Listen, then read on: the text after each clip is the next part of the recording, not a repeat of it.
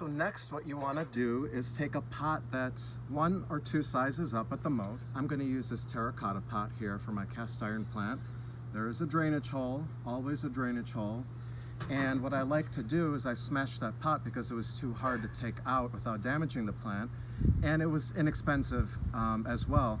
But I also reused the pot shards to cover the drainage hole. So you want to have the curvy side down like this over the drainage hole so that it doesn't clog the hole and water can freely run through but keep the soil in. Okay, so I'm just going to put it right over the middle, okay, of the hole.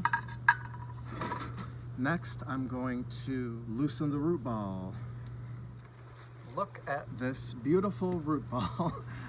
Isn't this amazing? Look at the beautiful white roots for this cast iron plant. This plant was part of a plant that my grandmother brought back from Italy in 1968. So she grew it for a long time and then she split it up for me and gave it to me. What is happening to this plant is that it's actually getting a bunch of brown tips because it was too crowded in its pot. So that's one of the symptoms sometimes. I shouldn't say symptoms. That's one of the causes of brown tips, okay? If your roots are too crowded in the pot. What I'm going to do next is loosen the root ball. And as you can see, there's a ton of roots here. So don't be afraid. Don't be afraid that you're gonna harm the plant at all. So I'm just gonna kind of tease the roots out here a little bit. These are pretty strong roots here. These are not flimsy roots on this plant, this cast iron plant. So I'm just going to, it actually makes it kind of easy.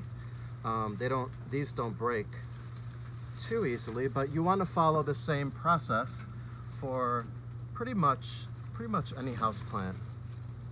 Sometimes it'll be a little bit different. You know, the root systems are different.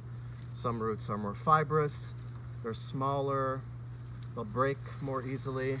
These are pretty darn strong and vigorous. So notice I loosened the root ball here, okay? And look at those roots.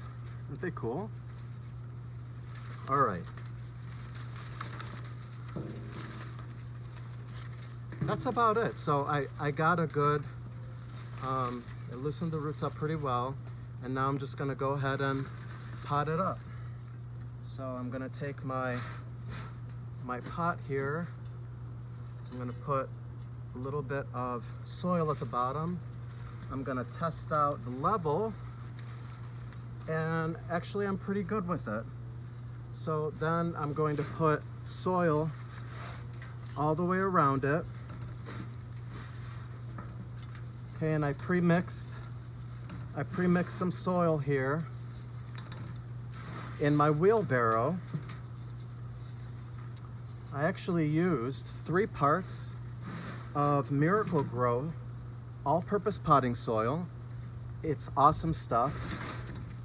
And 1 part of perlite, and mixed it all up. I have a maple tree growing. This was outside all summer. It's a good general all-purpose that I like to use. So once you put your soil in, don't be afraid to really press the soil down a little bit. You don't want to have any air pockets, okay? And that's about it, folks. That's all you have to do. And then of course, we're gonna give it a nice watering. So let's go do that. All right, so give it a good soaking. You know how I water, folks. Good soaking, okay? Now I use this terracotta pot here, okay?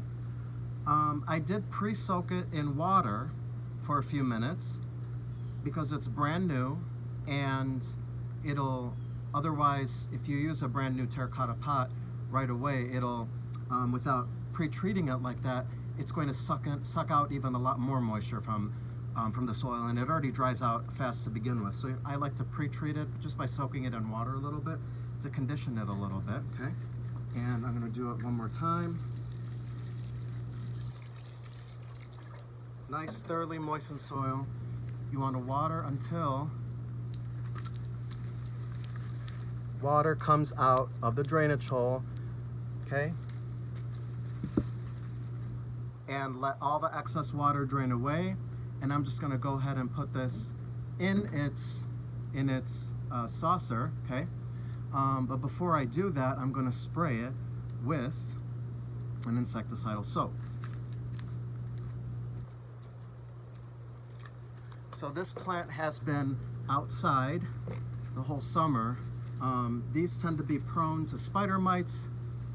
So basically what you want to do is use a good insecticidal soap, and you want to spray the underside of the leaves as well as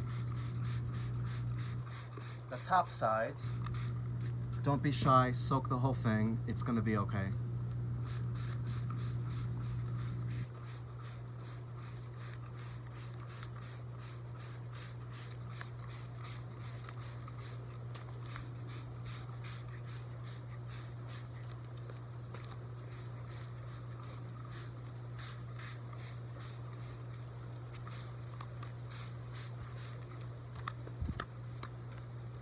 I think I got the whole thing, okay? And that's about it. Now I'm gonna let it dry a little bit, and then it's gonna go back indoors for the rest of the fall and the winter until it's warm enough to put it back outside in the spring. So that's all, folks.